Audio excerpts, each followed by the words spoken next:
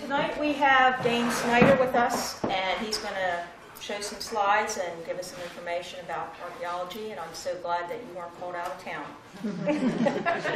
The last minute. I scared her. Yeah. I'm not going to share the slides until later in the presentation. But I just want to give you some information about archaeology, what archaeology is, what I do as an archaeologist, and the procedures that we have to follow and we do. And then I want to talk to you a little bit about a couple of sites, and a couple are local, and then I'm going to show you some slides at the end. Let's get started with, my name is Dane Snyder. I am a graduate of Halifax Area High School back in 1994, and I grew up here and born and raised here, and I will die here, which is great. And also, my education is that I have a bachelor's degree in anthropology and a bachelor's degree in history, which basically, if you want to do archaeology, you have to get at least a bachelor's degree in anthropology or archaeology. And then I have a master's degree in history as well, and I obtained those at Silver Rock University. I have been doing archaeology. I started back in 1995, and started out basically doing some field schools for my college, because they own their own dig site, and then I did a field school with Harvard University for 2 months over in Israel, where I did a dig in Ashkelon. And I also, then I became a professional archaeologist after I graduated from undergrad school, and I've been doing professional archaeology now for 6 years. I am a field director in my field of work, and as a field director, that means that I'm the one who runs the site out in the field. I make the decisions on where things get excavated, how it gets excavated, make sure that everything's documented properly and recorded. And so that's just my position as an archaeologist. I want to just to explain to you then some more, just a little bit about archaeology, like I said earlier. And I have to be honest with you that I lost my notes that I usually give speeches for, usually at the elementary school. So I had to make this up real quick, and I have been working out of town over the past few weeks. So, and that's one of the life as an archaeologist, is that you work out of town quite a bit. At least, if you take the year, 356 days out of the year, we're out of town at least 150, if not more. So, and so that's the life of an archaeologist. And that's one of the things I want to dispel, is that archaeology that you see on TV, that you read in National Geographic, that makes the paper, like the Patriot or like USA Today, all that is like only 10% of the archaeology, how it's done in the real world. The archaeology, like I said, you see in National Geographic and on TV, like Discovery Channel or History Channel, things like that. That kind of archaeology is basically done through grants and through universities, through high esteemed people who have the money, and then people who just want to volunteer end up going there and working. And so I just want to let you guys know that what you see on TV and all that, that's only 10% of how archaeology is really done. And the archaeology that I do is archaeology that's done 90% of the time. And I'll explain further the process that we do and everything. And also, does anybody know what archaeology is? Don't be scared. Not like class. Studying civilizations. Yes. Archaeology is the study of anything that deals with mankind in any aspect, in any way. That goes with civilizations, structures, artifacts, anything that deals with man, with how they lived, what they made. And don't get it confused with paleontology, because a lot of people think that archaeology deals with bones and stuff, and that's wrong. There's a field called paleontology, and they deal with bones, fossils, dinosaurs, those kind of things. The only bones that we deal with is refuse from, say, like a slaughterhouse or whatever they may have been eaten and they discard it, and it's trash. And of course, human bodies, whenever we come across one. Any questions so far? During the whole time, if you do not understand something or something doesn't make sense, just raise your hand and feel free to comment or ask a question. No, I'll answer it. Okay. I want to talk to you briefly real quick about historic and prehistoric time periods. Basically, that is divided up into historic times is when man started writing, and that's what they term as historic times, and that's when that time period began. And the time period here in America, when the historic time period began, they have it marked as 1500, which of course everyone knows in 1492 when Columbus came here. So that's why that time period is set here in America. About the prehistoric time periods, you have the Paleo-Indian time period, which is the oldest time period known thus far, and that dates to 12,000 to 8,000 BC. And there are things earlier than that that we have found. We have found things that date to 15,000 BC or even 20,000 BC. So that just shows you how long man has been just in America. Archaic time period dates from 8,000 to 1,000 BC, and in archaeology terms, we divide that time period up into early, middle, and late time period. And when I talk about early, middle, and late, early stands for this, give you an example, when we talk about early, that means it was further back in time. So, say like we have a time period 1900, 1950, and 2000. 1900 would be considered early, 1950 would be considered middle, and then 2000 would be considered late. So was everyone is following me so far?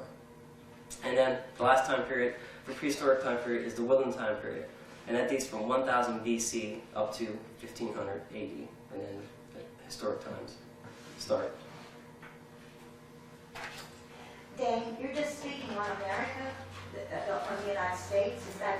Yes. Okay. Yes. Of course, like over in Europe and the Middle East, time periods are much different. It's a whole other class. You know, I mean, it's just completely different.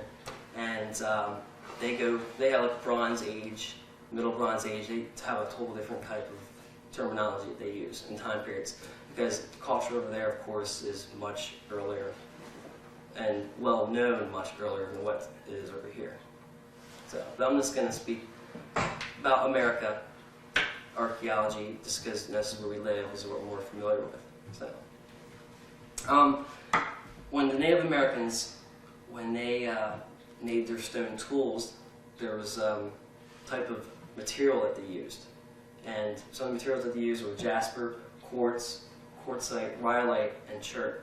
And there are other materials, but these are the major materials that they used. And what they did was that they take these materials and then they just start chipping away at it, which I'll explain in detail further the process. And once they got down to the type of tool they wanted to use, that's what they used. And these stone tools are very hard material, and they can be made with a very sharp edge. Just a little bit more in detail about these materials, if you like. The jasper stone is often found together in some outcrops. Outcrops means that, like up at the Eville Quarry, when they quarry for stone and materials and sand and all that stuff, that would be called an outcrop. If there was like a whole abundance of, say, jasper material, that would be called an outcrop, because that's where the Native Americans would travel to get their resources from there. And then, of course, they would even start trading and everything. And that's also how they also lived, was to be close enough to either trade for materials or close enough to be able to go and recover these materials, as well as food and water. Jasper is usually a brown or yellow in color and has a smooth, glassy surface when freshly fractured. It was used during all prehistoric time periods and can occur in a pebble or cobble form. This here is jasper. You can see how smooth it is, and if everyone can see, I'll pass this around so you can all get a closer look, okay? And if you can see like a little platform right here. When they make stone tools, they have to take another like antler, or they can take a stone, which are the two most common things. What they do is that they hit it. It's usually like a big ball or some kind of bigger rock, and they hit it and smash it. And when they hit it and smash it, all these flakes fly off. And this is one of those flakes that fly off. And of course, you can see where it was hit, because it has a platform, so it flattened it out. And if you hit the light hit it right, you can see little waves in the rock then too.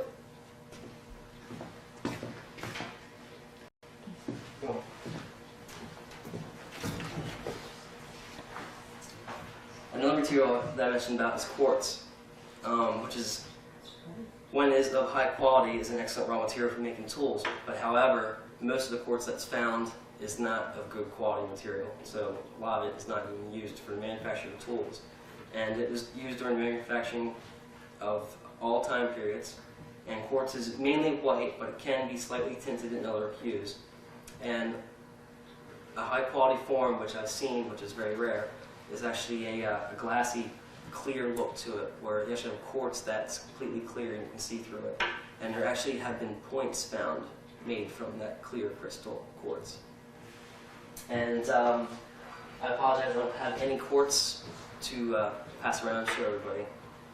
And quartzite is another material, and it's actually a sandstone that has been naturally heated and pressed until it has a glassy appearance. I'm sure you may have seen it. It's kind of similar to granite in a way, that has like little sparkles in it. If you ever picked up rocks before, and you can see like little shiny sparkles within it, that'd be most time, that's what quartzite looks like. And quartzite was most commonly used to manufacture projectile points during the Archaic and Woodland I periods. The material that they used, if they only use it during a certain time period, can help us identify what time period they may have lived in a certain area. So it's very important to us to know the material, so it can help us date it to a certain time period. Rhyolite, it's a volcanic rock that has been naturally reheated and pressed until it has a very fine grained texture. It has a gray to purple in color and can have small crystal inclusions. Sometimes it's banded, and it was used during the Archaic and Woodland time periods. This here is a rhyolite flake. So, and if you look hard enough, you can see it kind of like has a purplish hue to it. And if you look, you can see the little striations in it as well.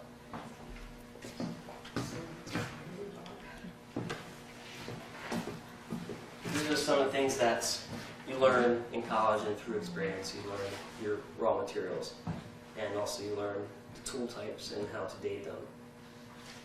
And the last material is chert, which is one of the most common in the northeastern United States. It is a fine-grained rock, and variety of types. There are a variety of types of cherts. You have a gray type, a white type, a black type, different types of black type. And all these different types come from certain regions. So, for example, there's a type of chert that's found up near Erie. It's called I can't think of it now. Sorry. But it escaped my mind right now. But there's a certain type of chert up in Erie. It's usually gray with little black specks in it.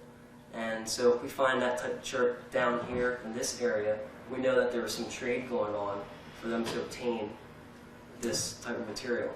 So again, like I said before, material helps us determine what kind of culture they may have lived in, if they've been having some kind of trade or style they're living, because also it means that they get that kind of material, that means that they usually have something valuable to be able to trade back with whoever they were trading with. And of course I have some chert material.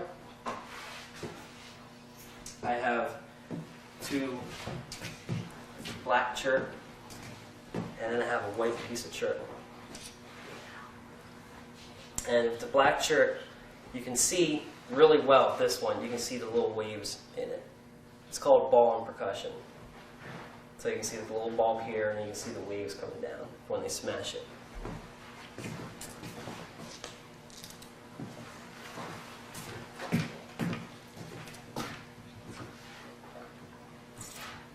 Some of the tools that are usually processed, the most common tools, because there are many tools, but I want to stick with the common ones. Many tools that are manufactured are net sinkers, which are very common here along the Susquehanna River. And I have worked, I should have said this earlier, but I have worked in Pennsylvania and Delaware mostly. And I have worked over at Liverpool when they were redoing 1115. I worked there for a year. And up in Sunbury, I worked on Route 147, that project name. Right before we get into Sunbury, we did another prehistoric dig there. And just want to let you know some local areas that I've dug. And we found quite a bit of prehistoric artifacts. One of the oldest artifacts we found over Liverpool dates somewhere between 12 and 15,000 BC. We didn't find that old of artifacts up in 147 near Sunbury, but anywhere along this river you find net sinkers. And net sinkers are, which I had a chalkboard, but no, that's all right. Net sinkers, basically it's a flat rock, and what they do is that they chip out a notch on either side. And then what they do then is they take reeds or sinew or tendons, and they weave a net, and they tie it around either end, or tie it around one end to this net sinker, and then the other end to another net sinker, and then they throw it into like the Susquehanna River. And what they do, that's how they catch fish or shells or oysters. They use this netting, and that's how they scoop them up. That's just one of the ways they used to fish. And there used to be tons of oysters in the Susquehanna River, but I don't think there's that many anymore. Just a little side note. Another is hammerstones, billets, and pecking stones. Hammerstones are usually round, hard sandstone rock, and usually like water cobble rocks. And a billet is the same rock, except for it's longer, and then you have a pecking stone, which is a smaller rock. But all three of these are all used for the same thing. They're all used to take the raw material and smash it and chip at it to get it down to the smaller size that you guys see now, where they can start making it into tools. And then also antlers. They used the antlers, and usually what happened was that they would take, once it got down to a certain size, they would take antlers and they would start pressure flaking with the antlers, because antlers are very, very hard. And that helped form it more into type of tool they wanted to, like an awl or a drill. And if you ever seen an awl or a drill, that's what they look like, except they're made out of stone tools. And they used it for punching holes into leather or into another rock.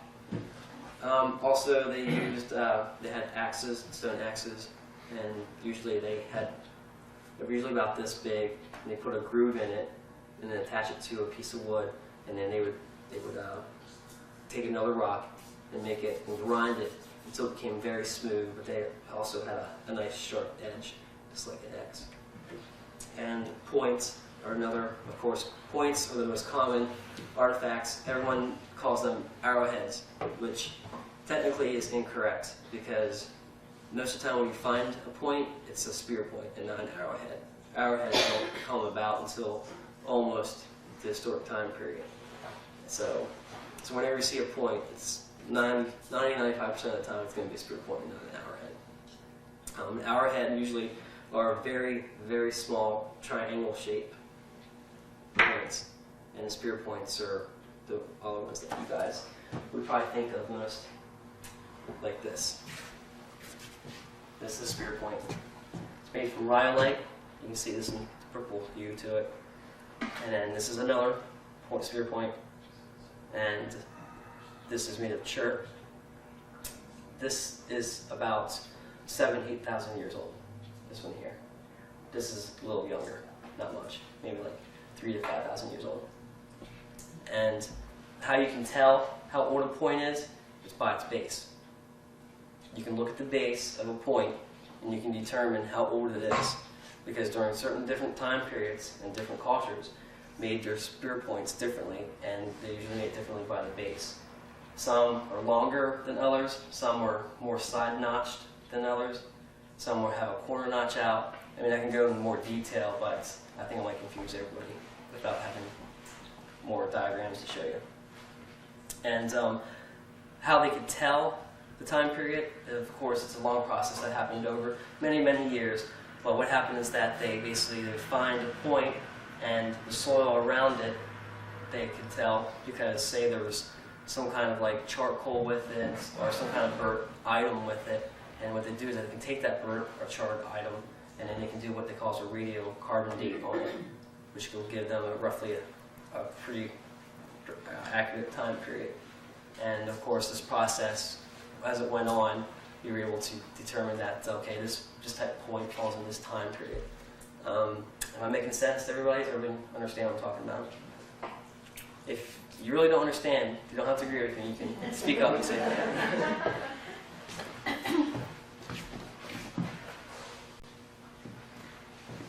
And it's really interesting is that, like that one that's 8,000 years old, you know, I mean, for example, I found that, and I was the first person in 8,000 years to hold it and see it. So it's, I mean, it's kind of one of the perks of being an archaeologist. You find things that, and see it and touch it for the first time for how many years, and the person who held that and made that has been long gone for so long. It's just one of those things you have to, I don't know, some people can relate to it, some people can't, but it's a great perk just to know that. There are many other types of prehistoric artifacts that are made, like scrapers and choppers, but I'm not going to get into that because I could go on and on and on about this, and I just want to give you guys some basic stuff about keeping you here until twilight at midnight. Some prehistoric features, the most common ones are post molds, storage pits, or hearths.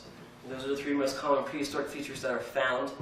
Post molds, of course, are when you're digging in the ground, in the surface, you come across a circle, a dark circle, usually. A lot of times it's this big, or that big. And what it is that they put some kind of pole or post in there for a drying rack to dry their hides with, or their fish, or they put it in there for their longhouses. Because here in Pennsylvania, a lot of the structures that the Native Americans lived in were longhouses, or wigwams, where they stuck in poles into the ground, and then of course that was their housing. And then they put bark and whatever for their shelter. Like also I talk about storage pits. They didn't have any refrigeration like we do today, but storage pits, basically what they did was that they dug out these deep pits so they could store food so it wouldn't spoil, or they even stored special items. For example, they didn't live in one house like we do today. They lived in one area for a certain amount of time, then they moved on to another area. Usually the seasons determined how long they stayed in an area, the game resource, food resource, and water resource, and raw material resource. So they never stayed in one spot for so long, they kept moving. So a lot of times what they would do is that they would dig these big storage pits, and then if they had a certain special item that they wanted to keep there, that for like the next another 2 to 5 years, when they come back to that spot again, it's still there, and they can dig it back up, out, and use it. And we find those quite often as well. And then the last main feature of prehistoric is the hearth. And what that is that usually a hearth, you'll see the burned soil or burned rocks, which we call FCR, fire-cracked rocks, and those are artifacts as well. And they dug out a shallow pit where they put a fire in and made their fire to cook their meat or just to stay warm. And sometimes the pits are lined with rocks, like cobbles that you'd find out in the creek or the Susquehanna River. And what they did with that then, a lot of times, is that they heated up these rocks, and then they cleared off the fire, the wood and everything, and the rocks were purely heated, and then they put their slab of meat down or their fish on these heated rocks, and that's how they cooked it as well. May I ask a question? Yes. When we built our house out in Halifax, there was a bulldozer came and pushed this dirt, and there was this tan area, and then red area or black. It could have been vice versa. It could have been black, tan. It was those 3 color combinations. Mm-hmm. What could have caused that? A burn. A burn word? Yeah. Was it the black in the center, and then the outside you had the red? Like a ring. Yeah. Red. Yeah, that was definitely some kind of burn. It could have been a prehistoric hearth, or it could have been just a basic old tree burn. So, I mean, I have to see it to determine what it was, but definitely something there was burned at one time. And my brother one time was playing, he found an Indian paint pot. Yeah. Yeah, that's another thing they use. So.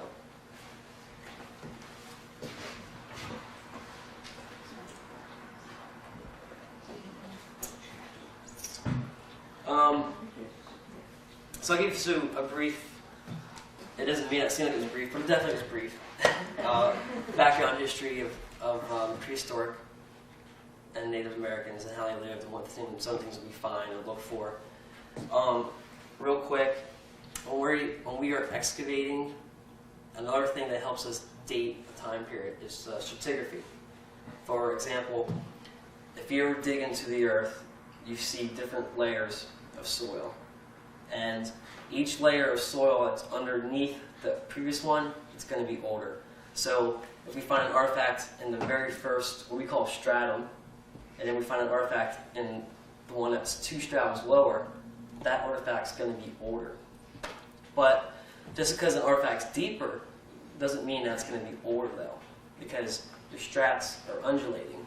They're going up and down because the world isn't flat. So an example that in your 3rd stratum you find an artifact here, but in the 2nd stratum, which dips like this, you can find an artifact down here, deeper, but it doesn't mean it's older. Okay? You have to go by the levels of strata. And that's another way we help determine how to date artifacts as well. Are there any questions so far? Is there like a common depth that you?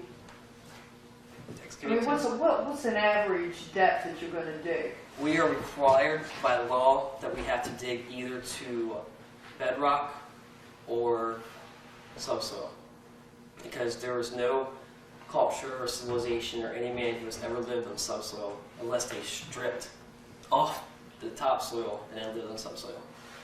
So, and so whatever comes up first, that's usually where we stop at. So, yes? So for land that's been continuously farmed, as far as plowed, how much further would you have to go down to get something that's typical? Actually, that's pretty easy, because if the area's been plowed, that means usually, it depends on how deep the plow was. Probably about 2 feet maybe? At 2 feet at most, unless you have a colluvial, you have the soils keep running down from erosion and stuff, and it pops up thicker and thicker. But our forefathers, they were smart. They didn't plow in a wetland area because it was never going to grow. So what we call an upland, that's where all plow zones are at. They're always in an upland area where it's dry, and it doesn't get saturated. And what it is that it's real simple. There's always the plow zone, and then it's subsoil. So there are occasions where the plow doesn't go deep enough, and we actually find what we call an intact horizon underneath the plow zone. And but that's rare and it's on occasion. Usually, if an area's been plowed, it's kind of worthless and useless, because everything's been distorted and tousled all around. So, and what was I going to say about the plow zone? But that's basically it. So, but yeah, you're gonna find a subsoil, and that's where we stop then. Did I answer your question? Okay. Yes. The soil around here, the animal bones and human bones don't last very long, so you don't find too many. No. The soil, it's the environment and climate around here basically disintegrates bodies and bones very quickly, and so they don't last usually past a couple hundred years. But we do find the occasion. For example, if something is stored in a cold or wet area or damp area, it's going to last a lot longer. So, for example, if you find something, say, buried along the creek or along the Susquehanna River where it floods over all the time and the soil is always damp and wet, and when you get really deep, there's a good chance you might find some bones. So, but otherwise, no, bones dissipate rather quickly around here. What was the approximate age of the items you found at the Sunbury dig? They would date to the late woodland, late woodland to late Archaic time period. That was the majority time period, which dates from, was around 3000 BC up to 1500 AD. That was the time frame that the artifacts were finding there. You did find a skeleton of a mule that was shot. That was over in Liverpool. Liverpool. Yeah, the old canal over on the West Shore side. One of the things that we found was one of the mules that would pull the barge through the canal. Apparently, it must have came up lame or something, but we found the body of it buried, and it was shot, and you could see the bullet through its rib cage. And the only thing left was the skeleton. There wasn't anything like that. But of course, it's buried in a wet area, so that's why bones were preserved for a longer period of time. So, yes.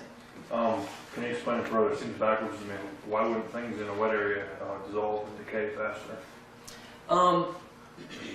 It's just, I can't explain it all that well. I need to look back at my books again. It's, there's something about the water that helps preserve things. I'm not sure exactly what it is again that it does to it, but water actually, it helps. Wet soil actually helps preserve things instead of eroding away like you might think. But it has to stay continuously wet. Okay, like if it's only wet for 3 months and then 9 months it's completely dry, that makes it go disintegrate a lot faster. But if it stays saturated and wet 12 months out of the year continuously, then it will be preserved. Okay. So, but again, I can't remember what it is about it that helps keep it preserved. Sorry. Okay. Thanks. Yeah. All right, I'll move on. I'm going to move on to actually talk about some archaeology procedures. This is how archaeology is done 90% of the time, and it's different from state to state. And I'll talk about how Pennsylvania is done, since this is where we're all from and this is where I work. In Pennsylvania, and basically in any other state, there's a law called Section 106. What it is that federal law mandates that any project that has federal funds or state funds involved in it, archaeology has to be done. And there are times when it's not done, which is against the law, but it has to be done. And what happens is that almost all the time, it's usually stuff like highway improvements, bridge replacements, highway extensions, a huge sewer replacements, things like that. And most of the time, that's why archaeology is done. Because things are going to get destroyed, we have to go in and we have to test that area to make sure that they're not going to destroy any historic or any prehistoric significance whatsoever. And this stage of the process is called a phase 1. And there are 3 phases in archaeology. And the phase 1 is that first one. And what it is that we get a map of the area, which is called the area of potential effect, the area that has the potential of being destroyed by the construction. And this though is a side note that no matter what we find, eventually it's going to get destroyed and something's going to get built. So, and the only thing we can do is slow it down, stop it for a certain time period, and then it's going to get built anyway. But so the phase 1, we get a map, we grid out on this map, and then of course we go out and we put it to scale, and then we measure it out on actual landform. And what it is that we dig an STP, a shovel test pit, which is usually 2 meters in diameter, or 57 centimeters, because in archaeology we use the metric system.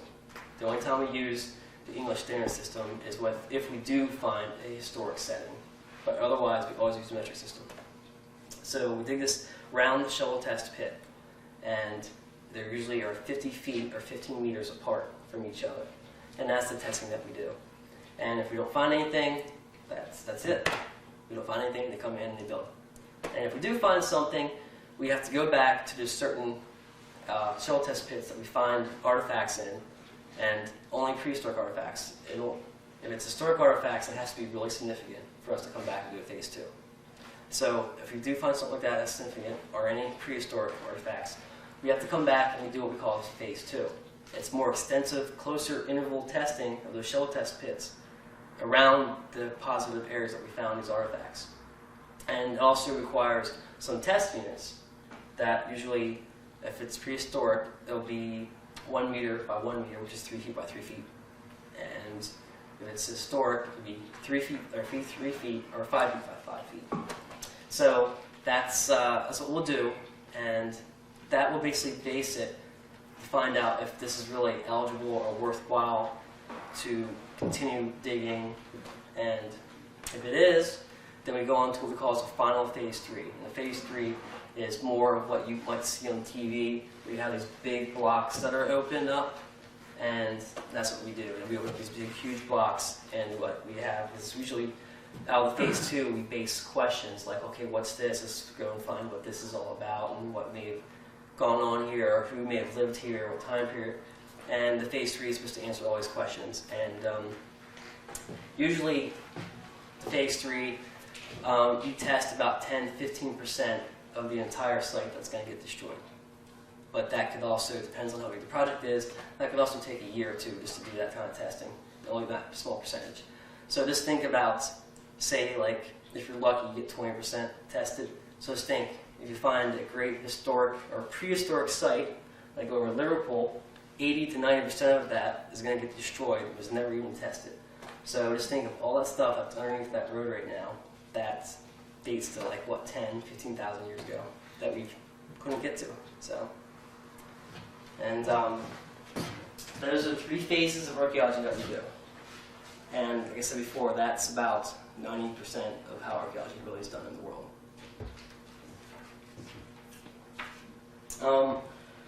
Some of the procedures that we do in archaeology is that when we do a phase 3, because I already explained to you about the phase 1 and phase 2, but when we do a phase 3, it gets more elaborate, more intense. Of course, when we do phase 1 and 2, we have to do documentation, and we have to record our findings and the strats and all that stuff. But in phase 3, it's a lot more intense. We actually have to set up an arbitrary point where we call as our datum, and from there, we set up a grid. Everything's measured out. And the reason why we do this is because if we find something, of course, whatever we find, we want to be able to document exactly where we found it, what level we found it in, and all that information just gets documented. And then, of course, someone like 100 years from now comes back and wants to do more testing. They're able to look at these records and be able to establish where exactly we dug at, exactly what was found there. And it also helps us answer some questions too. Like if we found something at one point, like over here, and it's like an old foundation to a building, and there's some broken plates and some bones, and then over here we find another foundation wall, and there's a redeposited subsoil. That'll tell us, like, okay, this one over here with all the broken dishes and plates, that was an out kitchen at one time. And the one at the redeposited sub, that was the house with the basement dug out. And now we can determine, like, okay, this is how far apart they were from each other, these 2 buildings. And so this is an example that can help us answer a lot of questions. Yes? Can you actually put a stop to something being built there, or do you just take everything out if it takes you a year or 2 and then they just come in and put the road in or whatever they want? We can't stop them forever. Okay. And so, It's- yeah. And basically what it is that we are contracted out by like PennDOT to, there's other companies and we all do bids. And if we win the bid, we do that contract for that project. But of course we have to do it within a certain time period, within a certain allowed money, and that's just the way it goes. So once that time period and money is up, you're out. Yeah. I explained to you about stratigraphy, and I explained to you about the size of the test units. Some of the tools that we use is this right here. This is the most important tool in archaeology. It's called a trowel. And you can see how small it has gotten. It used to be a bigger trowel like this at one time. But we keep our trowels very sharp. We always file them down, keep them very sharp. And eventually, you build up calluses on your hands so they don't cut into your skin anymore. And you just keep them very sharp because you want a clean surface. So if you're trying to look at something on the floor, you want to be able to clean it up. There's no crumbs and it's a fresh soil. It makes features and artifacts pop up a lot easier so you can see it, so when you have to take photographs of it as well. And of course, you need it to make your walls nice and straight. If you've ever been to a site before, I wish I could take you to a site, and actually some of the slides I have, you probably will see it on. You'll see some of the walls and how straight they are. And once they're straight and they're cleaned off, which we use this to clean them off, you can see the different strats in it. And of course that needs to be drawn and then photographed as well. But this is the most important tool. And the other major tool that we use is a shovel, either a spade or a flat shovel. Spades are usually used for shovel test pits, and flat shovels are usually used for the test units. And there's two major tools that are used besides the screen, because of course you take the dirt, you throw it into a screen, and you screen it. Screen, push all the dirt through, and then you look through the gravels until you pick out an artifact. Oh, here's one. So, and on occasion, if time is pressuring us and we know kind of what's there, sometimes we take a backhoe. And they're very good. Backhoe operators are very good. They can take off this much of soil at a time. And what they do is that we have them take off a little bit at a time, and actually it exposes like features or foundations and things like that.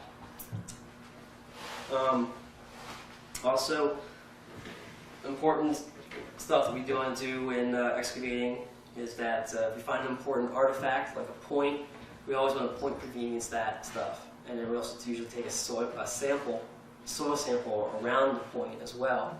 And actually, sometimes that gets sent off, and a blood residue comes back on those things, and we were able to tell then what they may have been killing and eating. So, and it also tells us more information about time period and lifestyle if we have something that we point convenience. And point convenience means that if you find something right here, you get exact measurement on it from that grid system that we set up earlier. And of course, you want to keep records. Very important to keep records of your strats and level. Every level you dig down, which is usually that thick, you want to make sure you write down, okay, we went to this level, we measured it, it's the top depth, the bottom depth, this is what we found, this is how we excavated it, and this is how we screened it, all this stuff. It's very important. And so are photographs. You want to photo document things all the time as well. And what happens then is that all these artifacts, they come back to our lab. We wash them, we identify them as to what kind of artifacts they are, what time it dates to, and we interpret then how they may have lived or what style of life they may have lived. And then after that, we have to write on these artifacts a certain number. And each site in Pennsylvania and every other state is given a certain number. In Pennsylvania, it's 36, which stands for, in alphabetical order, Pennsylvania is 36 in alphabetical order. Every state does that. So like in Delaware, they have the number 7, which because they're in alphabetical order, they're number 7. So if you find that, like, for example, the site over Liverpool, that was 36 PE 16, which stands for 36, stands for the state. PE stands for is the initials for the county, Perry County, and then 16 stands for the number site in order that was found in Perry County. So that site was the 16th site found and recorded in Perry County, and that's how that process works. If that makes sense to everybody. Yes. Now, what year did they start doing all these studies? Actually, they started, archaeology really basically started in the late 1800s, but it was pretty destructive kind of archaeology, more like the treasure hunting type. It was probably more of maybe 1930s, 1940s when proper recording of archaeology of things and starting to learn how to date objects and artifacts and everything. All that kind of dating and stuff probably started around 1930s, 1940s. So archaeology is a very young science. So, and what happens now with these artifacts is that after we write down the number on these artifacts, they are given to the landowner to see what artifacts they may want to keep for themselves. And whatever they do not want to keep, those artifacts then get sent off to the State Museum where they get stored away for eternity, unless somebody wants to get them out and look at them again sometime in the future. So that's what happens to the artifacts.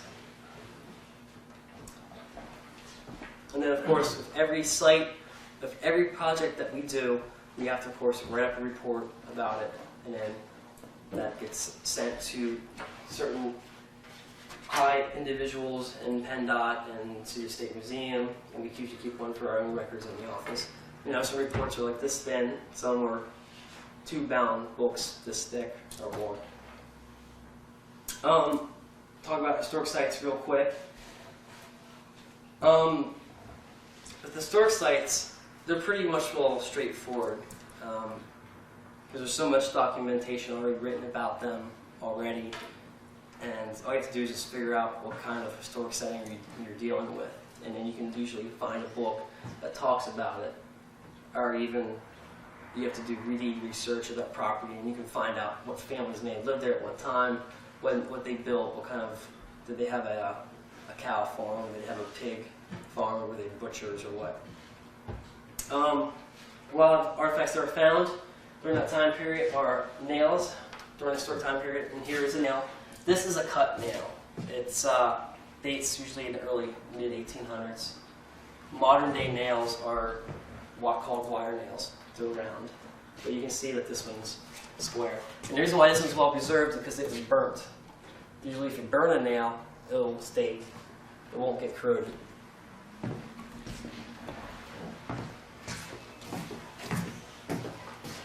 Some other ceramics, for example, these are called Rockingham. These date to the 1800s, mid-late 1800s, to the 20th century. And you can see their style. It's very easy to date historic sites because we know when certain types of ceramics and materials are made, especially if it gives us a maker's mark on it or something. I have some other ceramics up here, but all the ceramics I have up here date to the 20th century. So I apologize, I don't have anything in order in my collection. But some other stuff you find are bone, glass, metal, nails.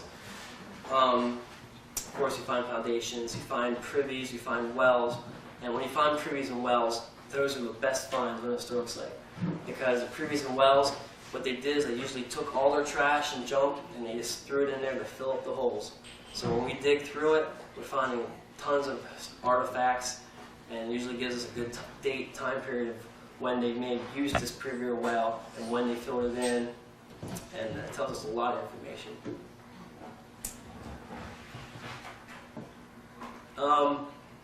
Usually, historic settings, we don't pay too much attention to them if they're like less than 50 or 75 years old, and usually they get more attention, and they get registered in the National Historical Register if they're usually older than 100 years, if they supply us with a certain significant type of lifestyle, or if it's been in the family for generations and generations. So that's with that. And any questions? I do have one. Yes. Since there's a lot of mountains in the state of Pennsylvania, and I'm sure there's a lot of, it came and it went, a lot of caves. Did they ever do any kind of a dig inside of a cave? Yes. Yep.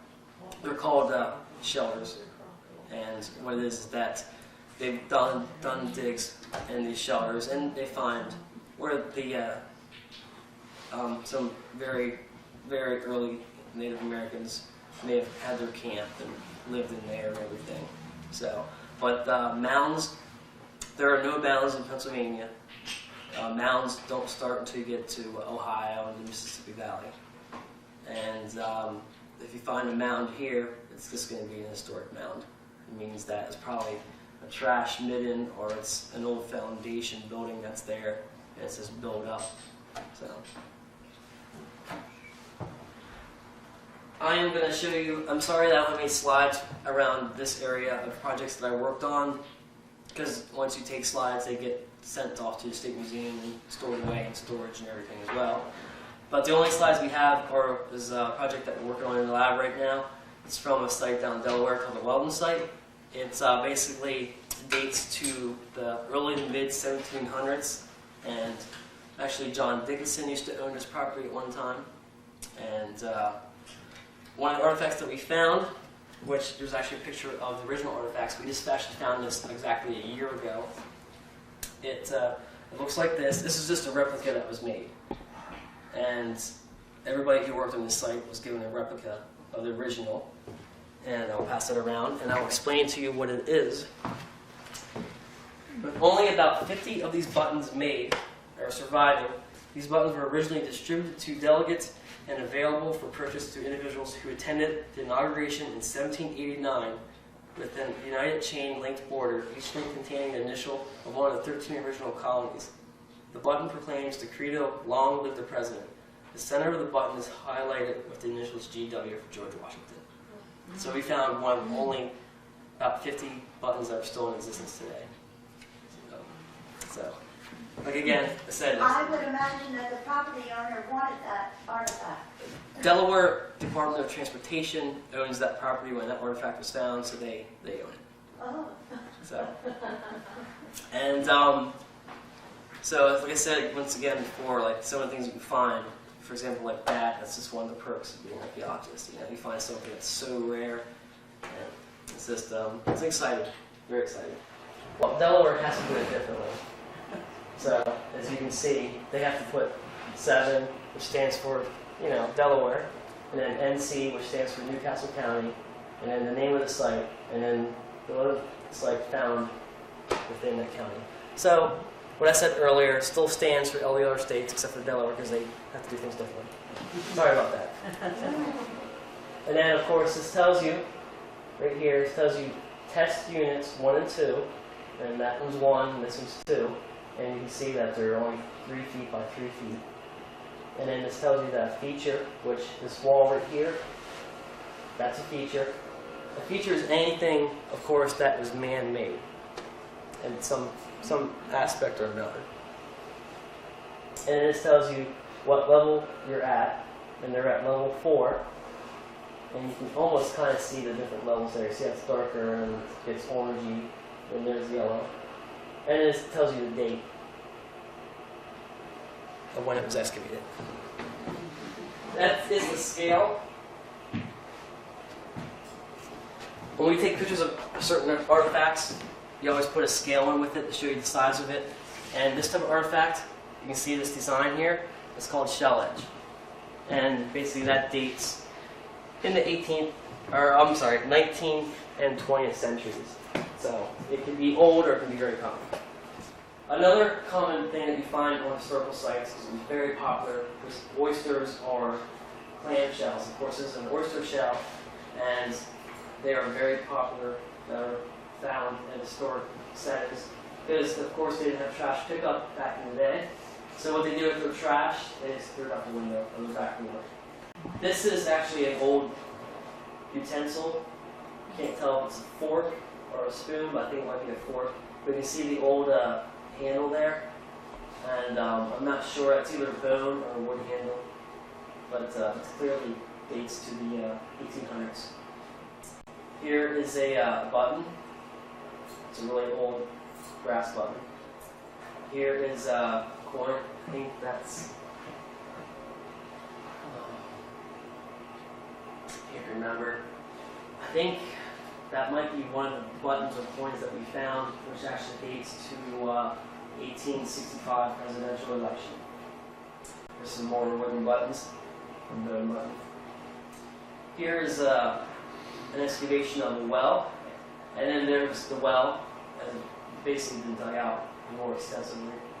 And you can see this is inside the house. You can see the old foundations left of this Swelden house, Swelden plantation, and the structure to the left is actually the older part of the house, and then the addition part of it is here on the right-hand side. There's a closer picture of the well. It's upside down again, I apologize. But again, you can see that we have a net, what we call in our pictures, which is more evidence of how we document everything. We have this tape in. It shows you how deep it is, and it looks like it's 5 feet deep from right there down. And of course, you can see that they stopped because of the water coming in, so we can't dig down any deeper without the walls caving in. It's an ocean regulation, so it's too hazardous. And then you can see that we stick in a north arrow as well. Dane, why did you do this excavation? Was it for the Department of Transportation? Yes, it's actually, this is for the Delaware Department of Transportation. You can see here how this is a darker, and then down here you have a little lighter, and then down here it's more of a red or orange.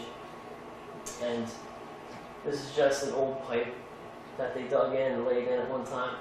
It's terracotta piping. What's the arrow for?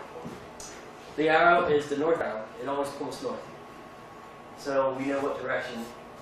For example, that direction that was taken with that wall, so we know that was the east wall. Yeah, there we go. All right, here you can see, if you look, you see that stone foundation that's coming out of the main wall foundation. That's a little window cell there at the basement. So that's what that is. We do dig during the winter time. We set up shelters like this so we can dig out in the freezing cold. And we dig whenever we are told to dig, so we dig 12 months out of the year. And it is brutal on the hands and face, and the sun and the cold is bear down on you. But those are the screens I was talking to you about. You put the dirt in those screens, and you are just pushing dirt through until you get down to the rocks and gravels and artifacts, and you pick up the artifacts then. This was actually luxurious. Luxurious. I was going to say, looks like you some duct tape there. Yeah. Duct tape is very handy. It also looks like there's a space heater in there. Yes. Like I said, this is very luxurious. They actually have this kind of structure and a heater inside. This is an old privy. Privies actually weren't really dug that deep, maybe somewhere between 2 and 3 feet deep. And this is just a half of the privy was dug out, and then you can see the profile of the fill that they used to fill back in, and they were done with it. And privies, they dug them, they used them. After they used them for a little bit, of course, they filled them back in, and moved over, and they dug them again. And so on this old historic site, you can find dozens of privies. And a lot of times, what they did was that they would plant lilacs by the privies. Because usually lilacs smell really good, so. That's just another structure, shed building. This is up, actually more intact than the actual main building of the house, or an era building of this old farmstead. And you can see right there what's left of it. This is one Saturday at public outreach events, because our company, we do it a lot. We do a lot of public outreach events where we're digging on a weekend or even during the day sometimes, and we'll invite the public. We'll open it up just for anybody to come so they can experience what archaeology is hands-on. And this was one of those days. And I've done other digs. I volunteered to do a dig for one of my high school classmates. Actually, he's the one who drew that design, the historical design, Brian Willard, if you know him. He teaches at Gifford High School, and last year I ran a dig for him with his high school students down in Davisburg, and did it on a volunteer basis. And I also volunteered to do a dig with the church, the Halifax Methodist Church, to help find where the original 1801 Beehive Church was built, and based on research and evidence and historical and archaeological evidence, I was able to establish almost 100% where it was built at one time, and that's why that's. And this is the last picture here. This shows more of all ages comes out, and they help participate in. So if I suggest that if you ever get a chance, go out and experience archaeology hands-on. It's definitely a different type of experience. It has never been excavated, and there's some other forts during that time period, during the French and Indian War, throughout Pennsylvania that have already been excavated. And one of the most popular ones is Fort Ligonier, which has been fully excavated and then has been reconstructed. And if you ever get a chance to go out there in Western PA to see it, it is amazing. It's just great, you know. It's just like, wow, okay, this is what it looked like. This is how they lived. This is where this is where the well was at. This is where they were sleeping, their quarters. And I think that would be great. Of course, patience and time. There's a lot of things, you know. So, but that's just one of the things that I would love to do. And of course, I would be volunteering my free time to run it. And it is it's something that even if it doesn't happen for another 10 years, it's something that should be started now so things get running and done in the right process, because you only have one chance at archaeology. Once you do something, you cannot replace it back and start over again. So if it is done incorrectly the first time, and then you're screwed, basically. We don't know You exactly. should check with Linda Rupp, Dane, because Linda seemed to know where the fort itself had been erected.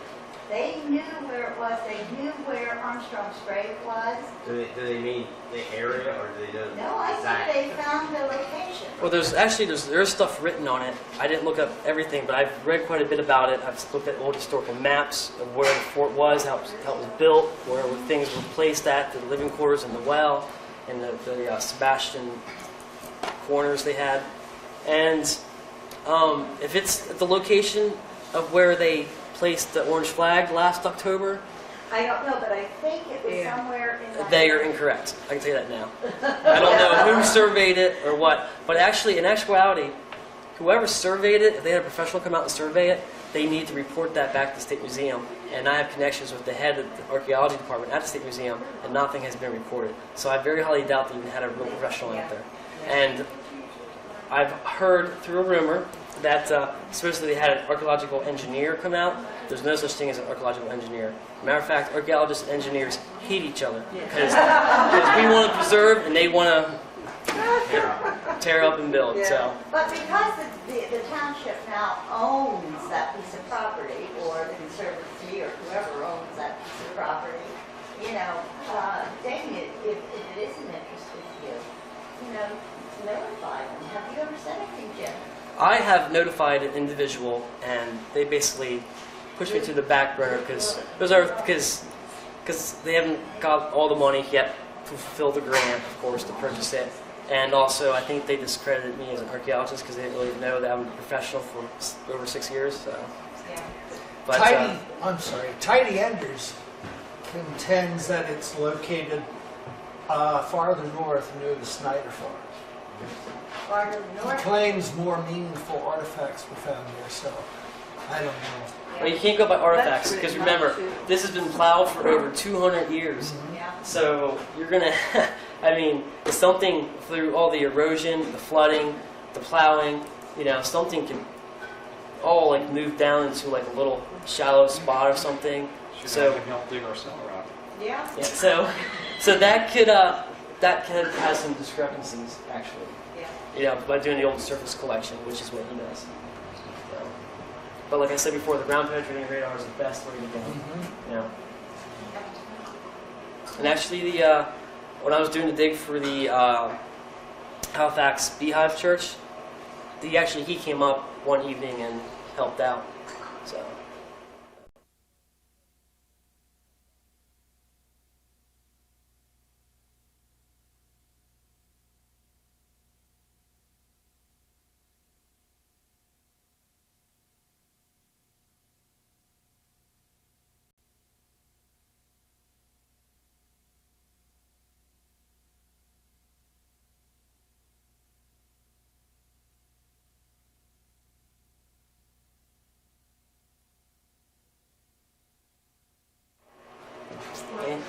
Anything else?